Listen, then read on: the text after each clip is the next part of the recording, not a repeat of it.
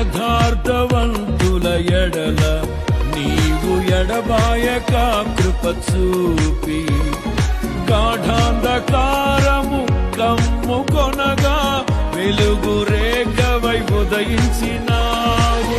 నన్ను నీవు విడిపించినావు, ఇష్టుడనైనే నడచినందున దీర్ఘాయువుతో తృప్తిపరచిన సజీవుడవు నీవేనయ్యా.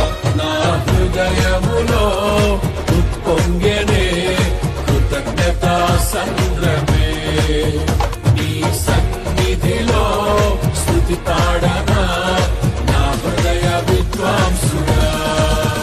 నా కోరిక నీ ప్రణాళిక పరిమళించాలని, నా ప్రార్థన విజ్ఞాపన నిత్య మహిమలో నిలవాలని.